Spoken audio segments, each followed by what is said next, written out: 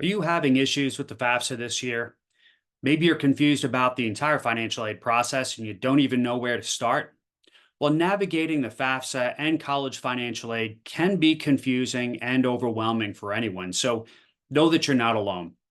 My name is Patrick from Earnest, and I am an experienced financial aid administrator who has helped literally thousands of people like yourself understand the college financial aid process and complete the FAFSA. So let's dive in. First, you're going to need what they call an FSA ID or a federal student aid ID. This will act like your unique key to accessing the FAFSA on studentaid.gov. Now, you need to know that it will take about 4 days for that FSA ID to become active, so you'll want to build in a little bit of time in advance of when you would like to complete your FAFSA.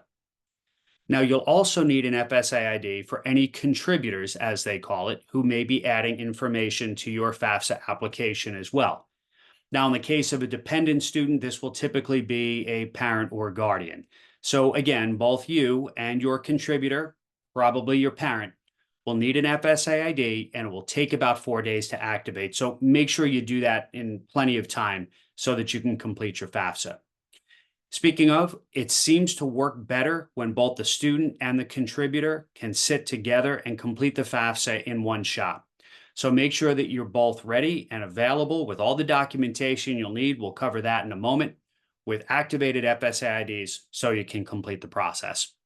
And that process, by the way, should take no more than an hour, but you'll want to give it enough time to make sure you can get all of your information input correctly and give it a thorough review before you submit that information to the feds. All right, so what you'll want is to have your social security number, or if you're not an American resident, you'll want your alien registration number available. You'll want to have your driver's license number available, if applicable.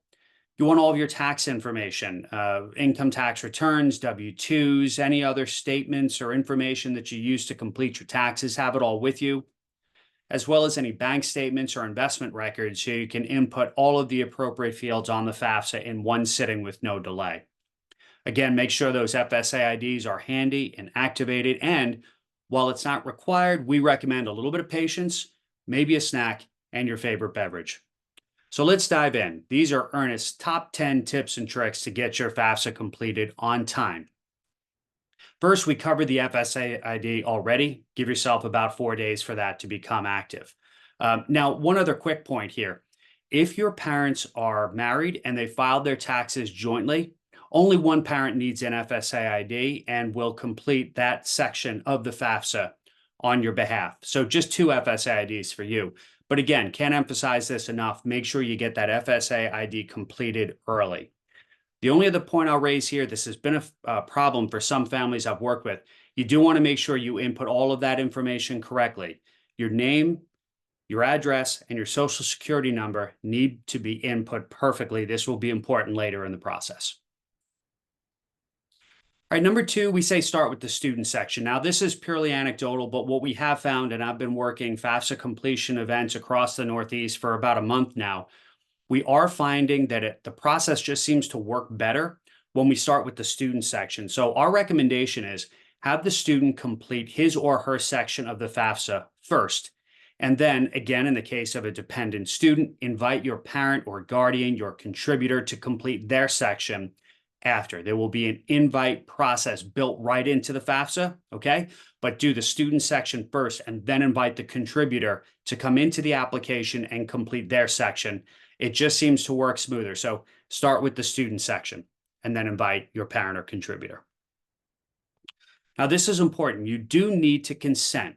Consent meaning you need to allow the Department of Education to access your tax information with the IRS. Now, if you don't do this, you are not going to receive financial aid. So this is called the Financial Aid Direct Data Exchange, and it does require active consent on the part of both the applicant and any contributors. So do make sure when that question comes up in the FAFSA, both the student and a parent, if applicable, you need to consent to have that IRS information shared with the Department of Education. All right, now when you have your contributor and there are questions built in to help you understand who the contributor should be, if you have questions or concerns, you can certainly go online and check on the studentaid.gov website. But once you have your contributor for dependent students, we're going to say it again, this is typically a parent or guardian. Make sure they're with you or they are available. So as soon as you complete your section of the FAFSA, you can invite them and they can complete their section, and then you can submit the application for processing.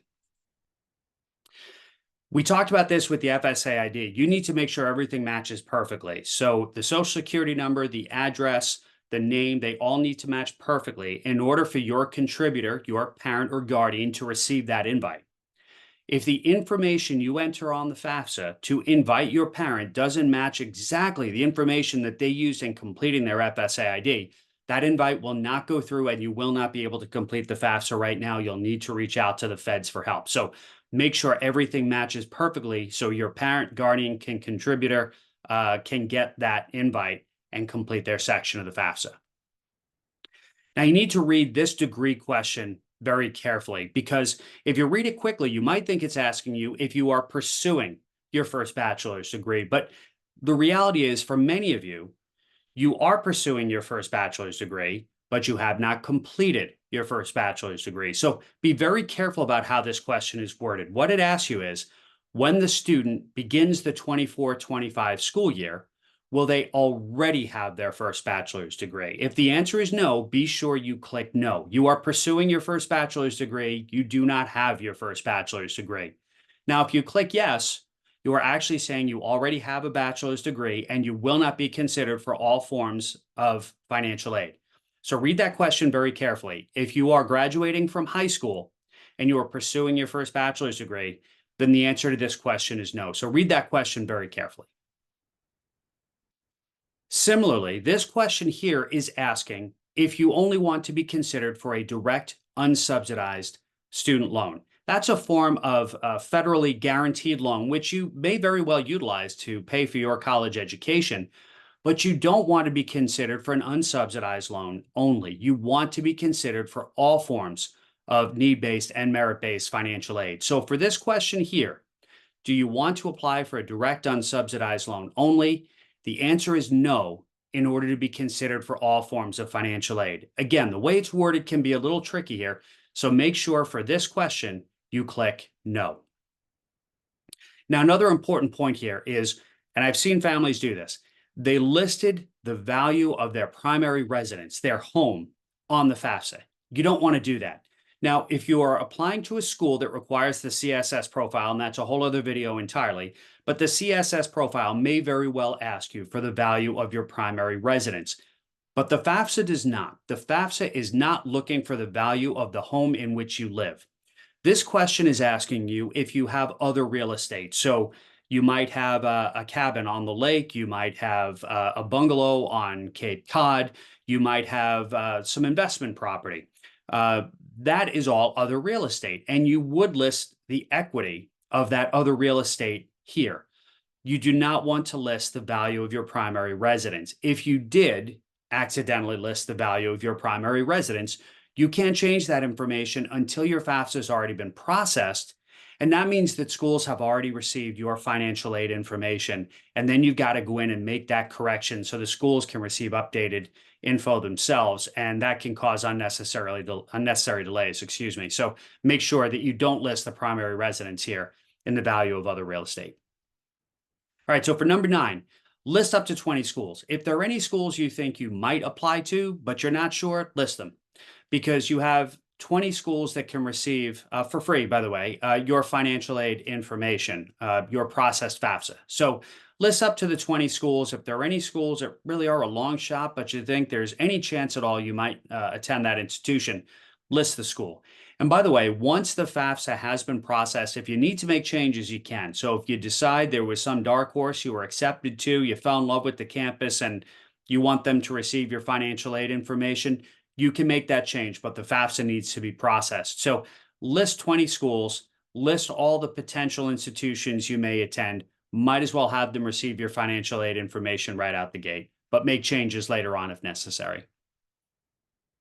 And finally, remember that you have the power to appeal.